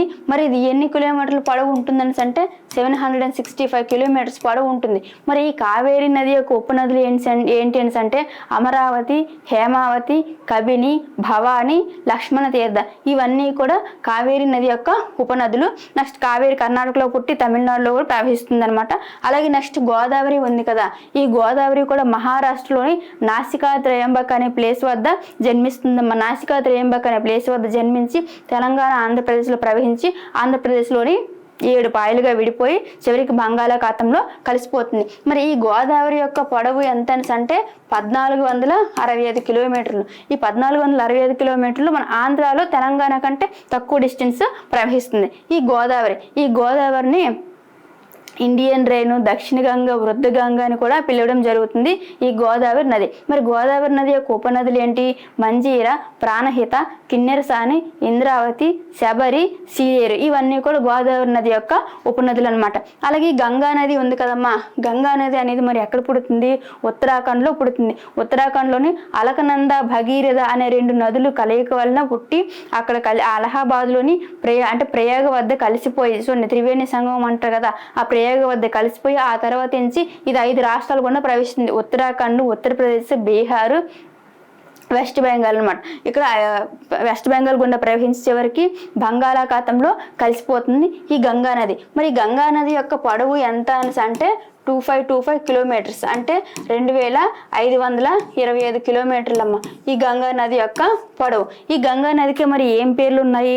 భాగీరథి అంటారు, జాహ్నవి అని కూడా అంటారు. యాక్చువల్గా అలకనంద, భగీరథ అనే 2 నదుల వలన 2 నదులు కలిసి మళ్ళీ గంగా నదిగా ఫామ్ అవుతుంది అనమాట. దీన్ని భాగీరథి అంటారు, అలాగే జాహ్నవి అని కూడా పిలుస్తారు ఈ గంగా నది. మరి గంగా నది యొక్క పొడవు ఎంత అంటే 2525 కిలోమీటర్లు, 2525 కిలోమీటర్స్. అంటే మరి దీని యొక్క ఉపనదులు ఏంటి గంగా నది అంటే సోన్ నది, అలాగే యమున, గండక్, గాగ్రా ఉంటాయి అనమాట. ఇవన్నీ కూడా గంగా నది యొక్క ఉపనదులు. మరి ఇక్కడ పంచగంగా నది ఏ నదికి ఉపనదిగా ఉంది? కృష్ణా నదికి ఉపనదిగా ఉంటుంది. నెక్స్ట్ క్వశ్చన్ చూద్దాం. రాజసింహుడు అనే పేరుతో ప్రసిద్ధి చెందిన పల్లవ రాజు ఎవరని అడిగారు. ఆప్షన్స్ చూద్దాం. ఆప్షన్ 1 మొదటి నరసింహవర్మ, ఆప్షన్ 2 మొదటి మహేంద్రవర్మ, ఆప్షన్ 3 గౌతమిపుత్ర శాతకర్ణి, ఆప్షన్ 4 రెండవ నరసింహవర్మ. చూడండి ఇక్కడ రాజసింహుడు అనే టైటిల్ అనేది పల్లవ రాజులు ఎవరికి ఉంది అని అడిగారు. ఇక్కడ చూడమ్మా, రాజసింహుడు అనేది ఆప్షన్ 4 ఉంది కదా, రెండవ నరసింహవర్మ. ఈ రెండవ నరసింహవర్మకి రాజసింహుడు అనే టైటిల్ ఉంటుంది. యాక్చువల్గా ఇందులో మొదటి నరసింహవర్మ, మొదటి మహేంద్రవర్మ, రెండవ నరసింహవర్మ వీళ్ళందరూ ఎవరమ్మా? పల్లవ రాజ్యానికి చెందినవారు. చూడండి పల్లవ డైనాసిటీ వీళ్ళందరూ కూడా. ఇతను కూడా పల్లవ డైనాసిటీని, పల్లవుల యొక్క రాజధాని కాంచీపురం. ఇతను కూడా పల్లవ డైనాసిటీకి సంబంధించిన అతనే, పల్లవ డైనాసిటీ. ఈ గౌతమిపుత్ర శాతకర్ణి ఉన్నారు కదమ్మా, ఈ గౌతమిపుత్ర శాతకర్ణి వచ్చేసి శాతవాహన డైనాసిటీకి సంబంధించిన వారు. శాతవాహన, ఈ శాతవాహన రాజుల్లో ఇతను ఎన్నో వాడని అంటే 23వ రాజమ్మ. చూడండి మనకి ఈ శాతవాహనుల గురించి మత్స్యపురాణం చెప్తుంది. ఈ మత్స్యపురాణం ప్రకారము ఏంటి, మొత్తము శాతవాహనులు మొత్తం 30 మంది ఉన్నారని చెప్పారు. అందులో ఈ 23వ రాజే గౌతమిపుత్ర శాతకర్ణి. చూడండి అందరికంటే గొప్పవాడు కూడా ఇతనేనమ్మ, గౌతమిపుత్ర శాతకర్ణి. అలాగే చూడండి తొలి పల్లవుల్లో మరి అతి గొప్ప రాజు ఎవరని అంటే మొదటి మహేంద్రవర్మ. ఓకేనా, ఇతనేమో మహేంద్రుని రీతి శిల్పశైలి స్టార్ట్ చేస్తారు. ఇది ఏంటంటే అంటే రాయిని అనేది కిందకి ఏం తీసుకురారు, ఉన్న చోట్లోనే పెద్ద రాయిని ఉంచేసి అక్కడ రాయిని తొలిచేసి దేవాలయాలు కట్టడం, ఇది మహేంద్రుని రీతి. అలాగే మొదటి నరసింహవర్మ ఉన్నారు కదమ్మా, మొదటి మహేంద్రవర్మ కొడుకు అనమాట. ఈ మొదటి నరసింహవర్మకి ఏంటంటే ఇతనికి వాతాపికొండ మహామల్లుడు అనే బిరుదు ఉంటుందన్నమాట. ఇతని నుంచి కూడా వాస్తుశిల్ప శైలిని స్టార్ట్ చేస్తారు.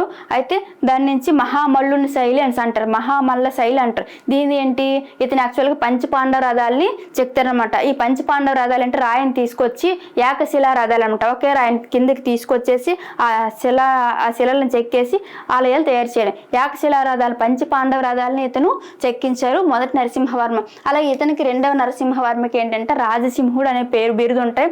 ఈ రాజసింహుడి పేరుతో రాజసింహుని శైలి అని కానీ ఒక వాస్తుశిల్పం తయారు చేస్తారు. అంటే ఇసుక లాంటి వాటిని ఉపయోగించేసి దేవాలయాలు అనేవి కట్టిస్తారనమాట. ఇతను రెండవ నరసింహవర్మ. ఇతనికి రాజసింహుడు అనే బిరుదు ఉంటుంది.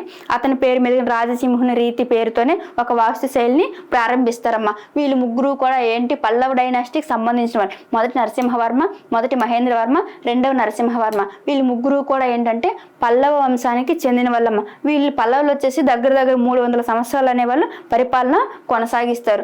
నెక్స్ట్ క్వశ్చన్ చూద్దాం.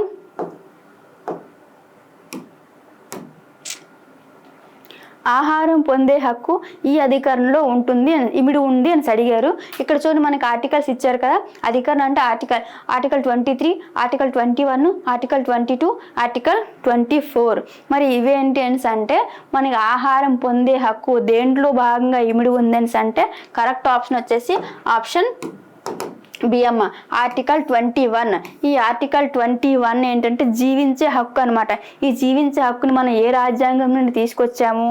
జపాన్ యొక్క రాజ్యాంగం నుంచి తీసుకొచ్చాము. చూడండి, మన భారతదేశానికి 1947లో స్వాతంత్రం వచ్చింది కదా.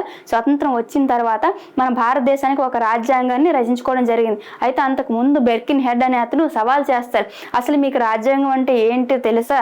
ఈ రాజ్యాంగం గురించి ఏం తెలియకుండానే మీరు ఎంతసేపు స్వాతంత్రం అని చెప్పేసి ఎగురుతుంటారు, మీకు చేతనైతే రాజ్యాంగం రాయండి అని చెప్పేసి ఒక సవాల్ విసిరారంట. అందుకనే మనకి భారతదేశంలో ఉండే అప్పుడు ఫ్రీడమ్ ఫైటర్స్ అందరూ ఏం చేశారు, ఒక డ్రాఫ్టింగ్ కమిటీని ఏర్పాటు చేసి రాజ్యాంగాన్ని రాయడం జరిగింది. ఆ డ్రాఫ్టింగ్ కమిటీకి చైర్మన్ గా ఎవరున్నారని అంటే బిఆర్ అంబేద్కర్ గారు ఉంటారు.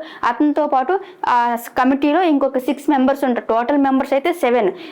కమిటీలో మెంబర్స్ అయితే 6 మెంబర్స్. చైర్మన్ గా డాక్టర్ బిఆర్ అంబేద్కర్ గారు ఉంటారు. ఈ రాజ్యాంగాన్ని రాయడానికి మొత్తం 2 సంవత్సరాల 11 నెలల 18 రోజులు పడుతుంది. మరి ఈ రాజ్యాంగం రచించడానికి మొదటి సమావేశం ఎప్పుడు జరిగింది అని అంటే డిసెంబర్ 9, 1946లో జరుగుతుంది. అయితే ఈ రాజ్యాంగం రచించిన తర్వాత మనకి యాక్చువల్గా 1949 నవంబర్ 26నే రాజ్యాంగం అనేది ఆమోదించడం జరుగుతుంది.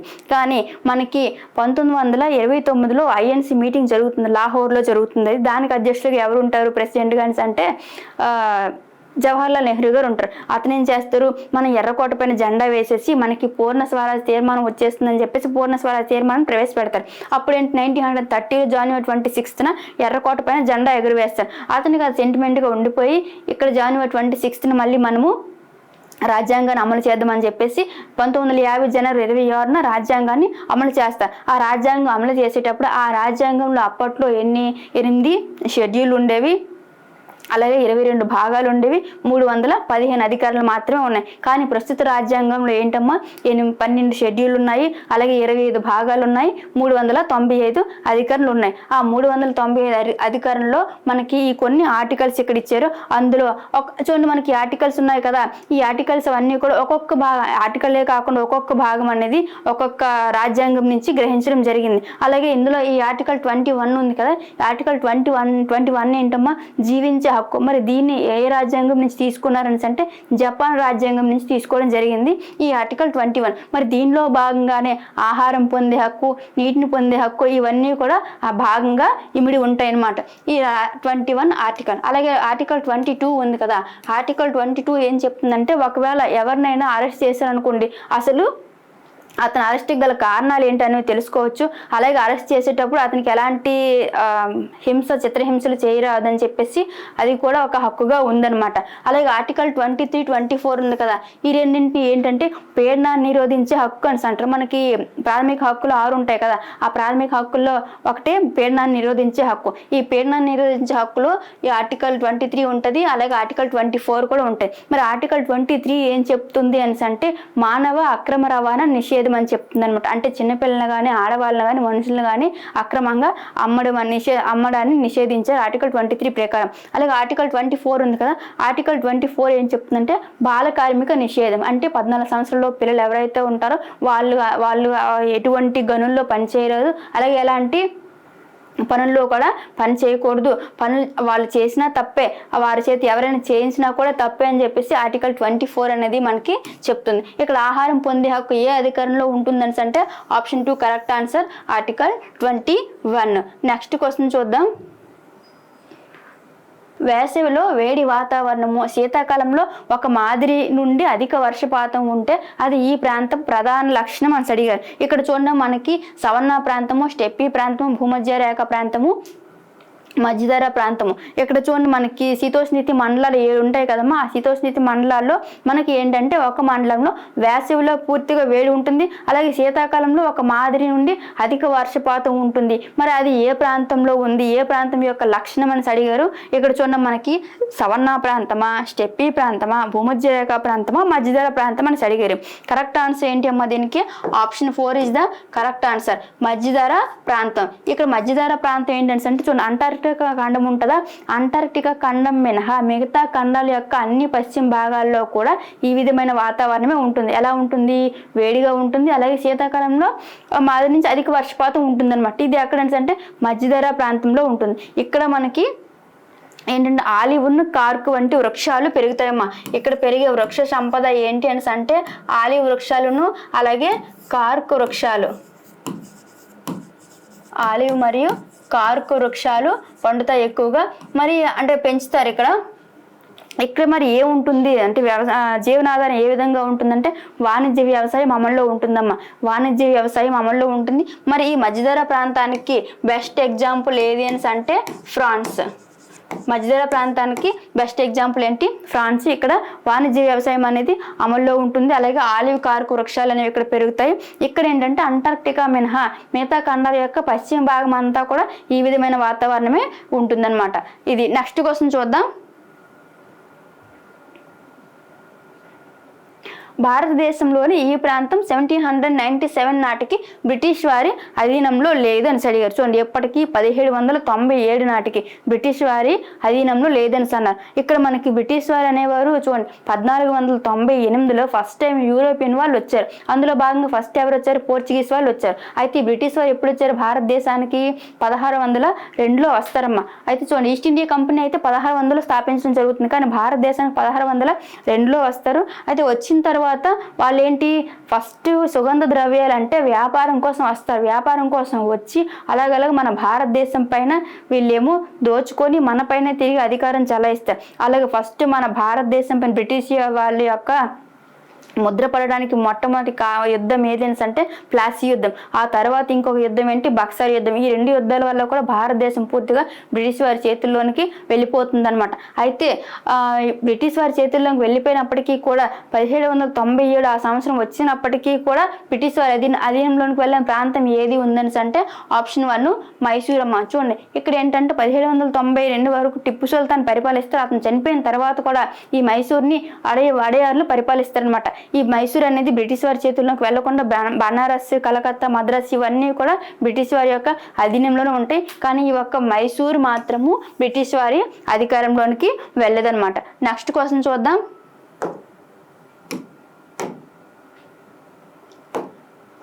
మీరాబాయి కింది ఎవరికి శిష్యురాలు? ఓకేనా? Option 1 Kabir, option 2 Ramananda, option 3 Vallabhacharya, option 4 Sant Ravidas. ఈ కింద నలుగురు ఇచ్చారు కదమ్మా. ఈ నలుగురిలో కూడా మీరాబాయి ఎవరి యొక్క శిష్యురాలు అని అడిగారు. ఓకేనా? ఈ మీరాబాయి వచ్చేసి ఆప్షన్ 4 సంత్ రవిదాస్ యొక్క శిష్యురాలమ్మ. ఓకేనా? సంత్ రవిదాస్ యొక్క శిష్యురాలు. అయితే మనకి మధ్యయుగ భారతదేశంలో భక్తి ఉద్యమం స్టార్ట్ అవుతుంది అనమాట. ఆ భక్తి ఉద్యమంలో భాగంగానే వీళ్ళందరూ ఉంటారు. అయితే మనకి మొట్టమొదటిసారిగా రామానుజాచార్యులు ఉంటారు. ఈ అంటే అతను భక్తి ఉద్యమాన్ని స్టార్ట్ చేయలేదు, కానీ రామానుజాచార్యులు ఉంటారు. ఆ రామానుజాచార్యుల యొక్క శిష్యుడు ఈ రామానందుడు. ఈ రామానందుని యొక్క శిష్యుడు సంత్ రవిదాస్, కబీరును ఈ సంత్ రవిదాస్ అమ్మ. ఓకేనా? ఈ సంత్ రవిదాస్ యొక్క శిష్యురాలు మీరాబాయి. ఫస్ట్ రామానుజాచార్యులు ఉంటారు. చూడండి ఇక్కడ ఒకసారి గురు శిష్యుల సంబంధం గురించి చూద్దాము. రామానుజాచార్యులు. మరి ఇతని యొక్క శిష్యుడు ఎవరు అని అంటే రామానందుడు అమ్మ. ఇతని యొక్క శిష్యుడు ఎవరు? రామానందుడు. మరి ఈ రామానందుడి యొక్క శిష్యుడు ఎవరు అని అంటే కబీర్. చూడండి ఈ రామానందుడి యొక్క శిష్యులు ఉంటారు కదా, మొత్తము 12 మంది ఉంటారు. ఆ 12 మందిలో ప్రధాన శిష్యుడు ఎవరు అంటే కబీరు. ఈ కబీర్తో పాటు సంత్ రవిదాస్ కూడా ఉంటారమ్మా. చూడండి సంత్ రవిదాస్ కూడా ఉంటారు ఈ రామానందుడి యొక్క శిష్యుల్లోనే.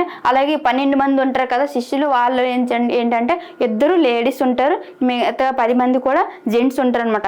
అందులో ప్రధానమైన శిష్యుడు, రామానందుడి యొక్క శిష్యులు ప్రధానమైన శిష్యుడు ఎవరని అంటే కబీరు, ఇతనితో పాటు సంత రవిదాస్ కూడా ఉంటారు. మరి ఈ సంత రవిదాస్ యొక్క శిష్యురాలు ఎవరని అంటే మీరాబాయి అమ్మ. యాక్చువల్గా మీరాబాయి వచ్చేసి ఫస్ట్ శిష్యరికంగా అంటే శిష్యురాలుగా కబీర్ దగ్గర చేరుతుంది. కానీ కబీర్ ఏంటి సంత రవిదాస్ని తనకి శిష్యరికం ఇవ్వమని చెప్తారంట ఈ మీరాబాయి గారికి. మరి మీరాబాయి ఎవరి యొక్క శిష్యురాలు అంటే సంత రవిదాస్ యొక్క శిష్యురాలు. ఇక్కడ కబీర్ ఉన్నారు కదా, కబీర్ వచ్చేసి ఒక నేత కులస్తులు అనమాట, ఒక నేత కులంలో పుట్టిన వ్యక్తిగా చెప్తారు కబీర్ని. అయితే ఇక్కడ మీరాబాయి ఎవరి శిష్యురాలు అంటే కరెక్ట్ ఆప్షన్ వచ్చేసి సంత రవిదాస్. ఇక్కడ వల్లభాచార్యులు ఉన్నారు కదమ్మా, ఈ వల్లభాచార్యులు వచ్చేసి శుద్ధ అద్వైతాన్ని ప్రతిపాదిస్తారు. ఇక్కడ చూడండి మనకి ఆది శంకరాచార్యులు అద్వైతమని, అలాగే రామానుజాచార్యులు విశిష్ట అద్వైతమని, నెక్స్ట్ నుంచి మధ్వాచార్యులు ద్వైతం అని చెప్పేసి ప్రతిపాదించడం జరుగుతుంది కదా. అలాగే వల్లభాచార్యులు ఉన్నారు కదా, వల్లభాచార్యులు వచ్చేసి శుద్ధ అద్వైతాన్ని ప్రతిపాదించడము జరుగుతుంది. నెక్స్ట్ క్వశ్చన్ చూద్దాం.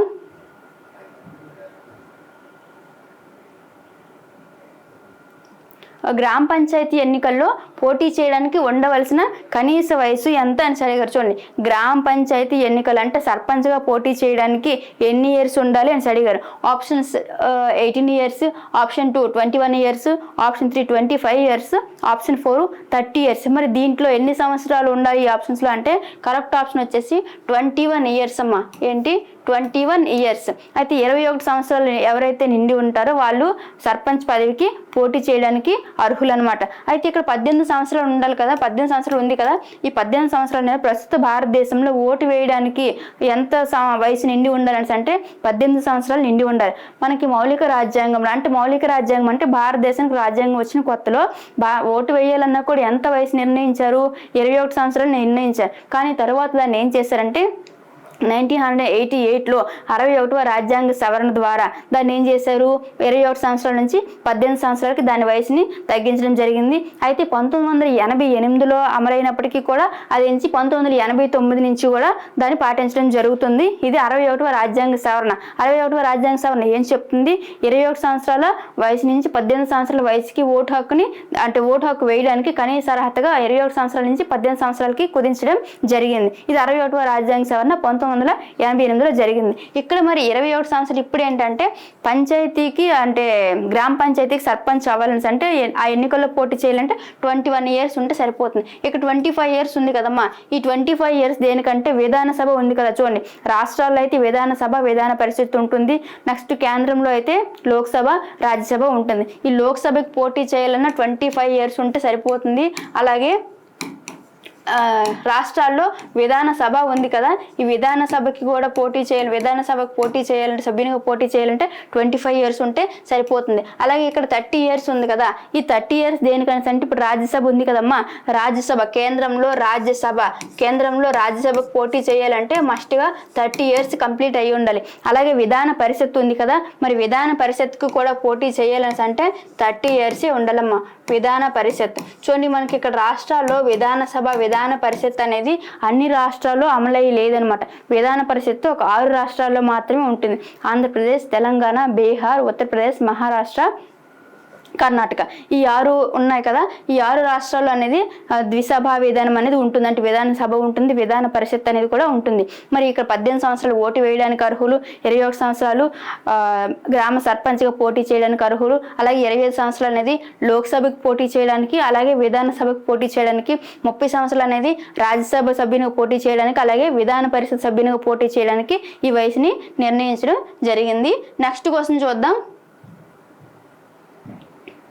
పోడు వ్యవసాయం లేదా విస్థాపన వ్యవసాయంను మలేషియాలో ఎలా పిలుస్తారని అడిగారు. ఇక్కడ ఏంటమ్మా, మలేషియాలో ఏ విధంగా పిలుస్తారని అడిగారు. దేన్ని పోడు వ్యవసాయం లేదా విస్థాపన వ్యవసాయం. దీన్నే ఏమంటారంటే స్లాష్ అండ్ బర్న్ వ్యవసాయం అని కూడా అంటారు. అంటే కాల్చి అక్కడ ఉండే చెట్లను కాల్చేసి ఆ బూడిని ఏం చేస్తారు, కావాల్సిన ప్రదేశంలో కలుపుతారు. కలిపిన తర్వాత పంటలు పండిస్తారు. మళ్ళీ దాని సారం కోల్పోయిన తర్వాత మళ్ళీ వేరే ప్లేస్కి వెళ్ళి సేమ్ అదే అక్కడ ఉండే చెట్లను నరికి కాల్చేసి మళ్ళీ కూడా బూడిదని ఆ మట్టిలో కలిపేసి అక్కడ వ్యవసాయం చేస్తారు. కాబట్టి దీన్ని ఏంటంటే స్లాష్ అండ్ బర్న్ కల్టివేషన్ అంటారు. మరి ఇక్కడ పోడు వ్యవసాయం లేదా విస్థాపన వ్యవసాయాన్ని ఒక్కొక్క ప్లేస్లో ఒక్కొక్కలా పిలుస్తారు. మరి ఇక్కడ మలేషియాలో ఏమని పిలుస్తారని అడిగారు. మరి మలేషియాలో ఏమని పిలుస్తారని అంటే లడాంగ్ అని పిలుస్తారు. మరి లడాంగ్ లేదా లడాంగ్, మలేషియా అయితే లడాంగ్ అని అంటారు.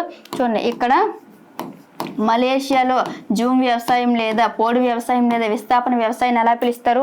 లడాంగ్ అంటారు. అలాగే మెల్ఫా ఉంది కదమ్మా, ఈ మెల్ఫా అనేది ఎక్కడ ఉంది అని అంటే అమల్లో ఉంది అని అంటే మెక్సికోలో అమల్లో ఉంది. అలాగే రోకా ఉంది కదా, రోకా అనేది బ్రెజిల్ కంట్రీలో అమల్లో ఉంది. ఈ జమ్మింగ్ అంటారు కదా, ఈ జమ్మింగ్ అనేది మరి ఎక్కడ ఉందని అంటే ఈశాన్య భారతదేశంలో ఈ వ్యవసాయం అనేది అమల్లో ఉంది. ఈశాన్య భారతదేశం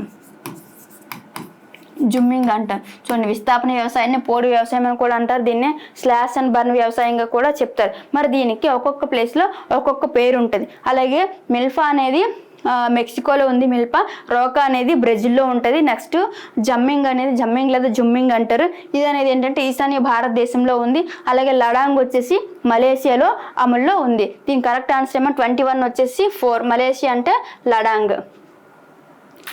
నెక్స్ట్ క్వశ్చన్ చూడండి.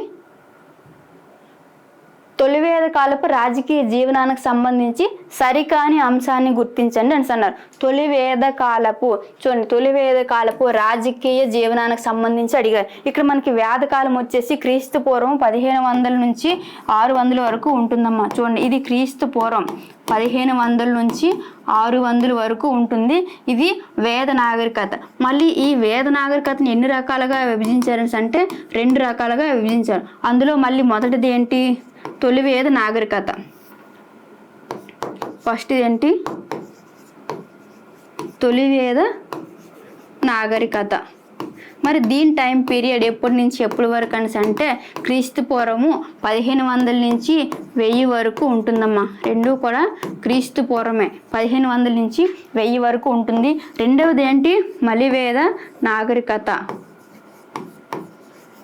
మలివేద నాగరికత ఇది ఎప్పటి నుంచి? క్రీస్తు పూర్వము 1000 నుంచి 600 వరకు ఉంటుందమ్మా ఈ నాగరికత. అయితే ఇక్కడ తొలివేద నాగరికతకి వచ్చేసరికి ఉండే అంశాలన్నీ కూడా పాజిటివ్గానే ఉంటాయి. మలివేద నాగరికతకి వచ్చేసరికి అంశాలన్నీ కూడా పాజిటివ్గా ఉండేవి కాస్త నెగిటివ్గా అయిపోతాయి. ఇక్కడ చూడమ్మా, సపోజ్ తెగల నాయకుడు ఉన్నారా, తెగల నాయకుడిని రాజన్ అని పిలిచేవారు. అంటే తొలివేద కాలంలో రాజన్ అని పిలిచేవారు, కరెక్టే. మలివేద కాలంకి వచ్చేసరికి అది సామ్రాట్గా మారిపోయింది. అలాగే రాజు అనేవాడు నియంతగా పరిపాలించేవాడు అంటున్నారు. ఇక్కడ చూడండి, తొలివేద కాలం అనగానే ఏంటి మనకి మైండ్లో రావాల్సింది? ఫస్ట్ అంతా పాజిటివ్గానే ఉంటుంది. మరి నియంతలా పరిపాలించడం పాజిటివా? కాదు కదమ్మా, అది నెగిటివ్. సో మనకి కరెక్ట్ ఆన్సర్ అనేది ఇది అవుతుంది. అంటే ఇక్కడ రాజు నియంతలా కాకుండా ప్రజాభీష్టం మేరకు పరిపాలించేవాడు. అలాగే నెక్స్ట్ రాజరికం అనేది వంశపారంపర్యం కాదు. ఓకే, తొలివేద కాలంలో రాజరికం అనేది వంశపారంపర్యంగా ఉండేది కాదు. నెక్స్ట్ ఇక్కడ ఏంటంటే రాజుకు పరిపాలన విషయాలు సలహాలు ఇచ్చేందుకు సభా సమితి అనే 2 సభలు ఉండేవి. ఈ 2 కూడా ఉన్నాయి. మలివేద కాలంలో కూడా సభా సమితి అనే 2 ఉండేవి, కానీ వాటి యొక్క ప్రాభవం అనేది తగ్గిపోయింది. అంటే ఇంపార్టెన్స్ అనేది తగ్గిపోయింది అనమాట. సభా సమితి యొక్క ఇంపార్టెన్స్ అనేది మలివేద కాలంలో తగ్గిపోయింది, తొలివేద కాలంలో ఉండేది. అలాగే రాజరికం అనేది వంశపారంపర్యం కాదు, కానీ మలివేద కాలంకి వచ్చేసరికి ఏమైంది? రాజరికం అనేది వంశపారంపర్యంగా వచ్చేసింది అనమాట. అలాగే స్త్రీలకి ఇక్కడ ఉన్నత స్థానం ఉండే తొలివేద కాలంలో, కానీ మలివేద కాలంకి వచ్చేసరికి స్త్రీల స్థానం అనేది కొంచెం తగ్గిపోయింది అనమాట. ఇక్కడ తొలివేద కాలంలో ఉలిపి, గార్గి లాంటి, మైత్రి వీళ్ళందరూ ఉన్నారు కదమ్మా, వీళ్ళందరూ కూడా గొప్ప గొప్ప రచనలు చేశారు. అలాగే యజ్ఞయాగాల్లో కూడా పాల్గొనేవారు తొలివేద కాలంలో. మలివేద కాలంకి వచ్చేసరికి స్త్రీలు అనేవాళ్ళు యజ్ఞయాగాల్లో పాల్గొనకూడదు, అసలు బయటికే రాకూడదు, కేవలం ఇంటికి మాత్రమే పరిమితం అవ్వాలని చెప్పడం జరిగింది మలివేద కాలం. అలాగే మలివేద కాలంకి వచ్చేసరికి ఆశ్రమ వ్యవస్థ, వర్ణ వ్యవస్థ అనేవి కూడా స్టార్ట్ అయ్యమ్మ. సతీ సహగమనం ఉంది, అలాగే బాల్య వివాహాలు అన్ని కూడా నెగిటివ్ అంతా కూడా వచ్చేసింది మలివేద కాలంకి వచ్చేసరికి. ఓకేనా? ఇక్కడ మీకు ఎప్పుడైనా కొంచెం రాసేటప్పుడు ఇబ్బందిగా అనిపించింది అనుకోండి, ఇక్కడ క్వశ్చన్స్ అన్నీ కూడా మనకు డైరెక్ట్గా రావు, కొన్ని ఏమో అప్లికేషన్ ఓరియంటెడ్లో వస్తాయి. ఇక్కడ క్వశ్చన్ ఏమో నెగిటివ్గా ఉంటుంది, ఆన్సర్ వచ్చేసి పాజిటివ్గా కనిపిస్తుంది. అప్పుడు మరి ఏం చేయాలి అంటే తొలివేద కాలం, మలివేద కాలం. ఓకే, తొలివేద కాలంలో ఉండే అంశాలన్నీ కూడా ఏ విధంగా ఉన్నాయి? పాజిటివ్గా ఉన్నాయి. మలివేద కాలంలో ఉండే అంశాలన్నీ కూడా ఏ విధంగా నెగిటివ్ అయిపోయినమాట. ఇక్కడ ఏదైనా మీకు సెంటెన్స్ నెగిటివ్ కనిపించింది అనుకోండి, ఆ నెగిటివ్ ఏదైతే కనిపించిందో అదంతా కూడా మలివేద కాలానికి సంబంధించిందే. ఓకేనా? ఇక్కడ ఏంటి?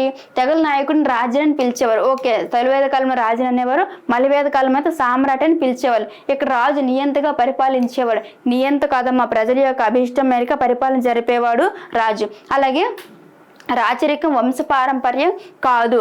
ఓకే, ఇక్కడ ఏంటమ్మా సరికాని అంశం అన్నారు కదా, అంటే ఇది కూడా కరెక్టే అనమాట. ఇక సభా సమితి అనేవి 2 సభలు ఉండేవి. సభా సమితి అనే 2 సభలు ఉండేవి. మలివేద కాలంలో కూడా ఉన్నాయి, కానీ వాటి యొక్క ప్రాముఖ్యతను అనేవి కోల్పోయి, అంటే తొలివేద కాలంకి ఇచ్చినంత ఇంపార్టెన్స్ అనేది మలివేద కాలంలో ఈ సభా సమితులకి ఇవ్వలేదు. ఇక్కడ కరెక్ట్ ఆన్సర్ ఏంటమ్మా ఆప్షన్ 2 కరెక్ట్ ఆన్సర్ అవుతుంది. ఆప్షన్ 2 కరెక్ట్ ఆన్సర్ అవుతుంది. రాజు నియంతగా పరిపాలించేవాడు, అంటే సరికాని అంశం అన్నాం కదమ్మా అందుకు. నెక్స్ట్ 23 చూడండి. ఎన్విరాన్మెంట్, పర్యావరణం. ఎన్విరాన్మెంట్ అనే పదం ఎన్విరోనర్ అనే ఈ భాష నుంచి ఉద్భవించింది అని అడిగారు. చూడండి, మనకి మామూలుగా తెలుగులో అయితే పర్యావరణం, ఎన్విరాన్మెంట్ అనేది ఏంటమ్మా ఇంగ్లీష్ వర్డ్. ఓకేనా, ఎన్విరాన్మెంట్ అనేది ఇంగ్లీష్ వర్డ్. ఒక్కొక్కసారి మనకి కన్ఫ్యూజ్ చేయడానికి ఎన్విరాన్మెంట్ అనేది ఏ భాషా పదం అని అడుగుతారు. అప్పుడు మనం ఎగ్జామ్లో ఎంతో ఎక్కువ ఆలోచించేసి ఓకే ఇది ఫ్రెంచా ఇంకేంటని అనుకుంటాం. ఇంగ్లీష్ అనే విషయమే మర్చిపోతారు. అందులోనే ఇంగ్లీష్ అని ఫస్ట్ ఆప్షన్ ఇస్తారు.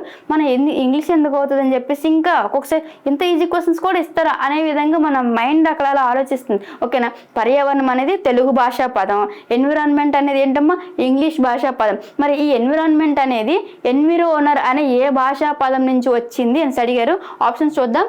Option 1 Latin, option 2 Greek, option 3 Hebrew, option 4 French. మన కరెక్ట్ ఆన్సర్ ఏంటమ్మా ఆప్షన్ 4 ఫ్రెంచ్ అనమాట. మనకి ఈ ఎన్విరోనర్ అనేది ఫ్రెంచ్ భాషా పదం నుంచి వచ్చిందనమాట. మరి ఈ ఫ్రెంచ్ భాషా పదంలో ఎన్విరోనర్ అంటే అర్థం ఏంటి అంటే పొరుగు అని అర్థం.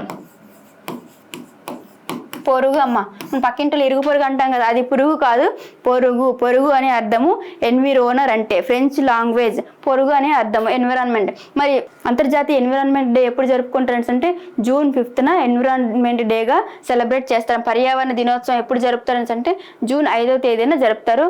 అలాగే నెక్స్ట్ క్వశ్చన్ చూడండి. భారత జాతీయ అభిలేఖాగారం ఈ సంవత్సరంలో ఏర్పాటు చేయబడింది.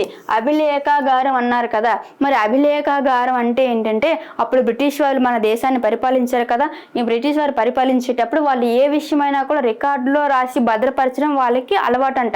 వాళ్ళకి అది కూడా ఇష్టం అంట. అంటే ఏ విషయమైనా సరే రికార్డులో ఉండాలని చెప్పేసి దానికోసం ఏంటంటే వీళ్ళు అభిలేఖాగారాన్ని స్టార్ట్ చేస్తారు. ఇక్కడ మనకి చూడండి బుక్లో ఏంటంటే మ్యాటర్ చదివేటప్పుడు 20వ శతాబ్ద కాలంలో అనేస్తారు, కానీ అక్కడ ఎగ్జాక్ట్గా ఇయర్ అనేది పుస్తకంలో ఇవ్వరు. కానీ అక్కడ మనకు ఒక ఇమేజ్ ఉంటుంది కదమ్మా, ఆ ఇమేజ్ కిందన ఇయర్ ఉంటుంది. అంటే 1920వ సంవత్సరంలో స్థాపించిన అభిలేఖాగారం అని చెప్పేసి ఆ పిక్చర్ ఉంటుంది. ఆ పిక్చర్ కింద ఇయర్ ఉంటుంది. కానీ బుక్లో అయితే ఎక్కడ కూడా డైరెక్ట్గా మ్యాటర్లో అయితే 1920లో అభిలేఖాగారాన్ని స్టార్ట్ చేశారని చెప్పేసి లేదు. అంటే మనం ఇప్పుడు ఏంటి పుస్తకాలు చదవడమే కదా, అందులో ఉండే బొమ్మలను కూడా చూడాలన్నమాట. ఆ బొమ్మల కింద ఉంది ఈ ఆన్సర్ అనమాట. ఓకేనా, మరి భారత జాతీయ అభిలేఖాగారం ఏంటి అంటే ఎప్పుడు స్థాపించారంటే ఆప్షన్ 3 అమ్మ కరెక్ట్ ఆన్సర్ 1920. 1920లో ఈ బ్రిటిష్ వారి నుంచి అభిలేఖాగారాన్ని స్టార్ట్ చేయడం జరిగింది. అభిలేఖాగారం అంటే ఏంటంటే వాళ్ళ యొక్క రికార్డులు అవన్నీ కూడా రాసేసి ఒక దగ్గర భద్రపరచడం కోసం దీన్ని ఏర్పాటు చేయడం జరిగింది. ఇవి 24 బిట్స్ అమ్మ. నెక్స్ట్ ఇది మార్నింగ్ సెషన్ అయింది కదా, నెక్స్ట్ వీడియోలో మీకు ఆఫ్టర్నూన్ సెషన్ తాలూకా 24 బిట్స్ అనేవి కూడా డిస్కస్ చేస్తాము. ఇక్కడ చూడమ్మా ఇవన్నీ కూడా అంటే మీకు బేసిక్స్ నుంచి కూడా ఎంతవరకు అవసరమో వాటన్నిటిని కూడా అందించడం జరుగుతుంది. ఇంకా నేను లెవెల్ పెంచుతూనే ఉంటాను. సో మీరందరూ కూడా సపోర్ట్ చేయండి. Thank you everyone.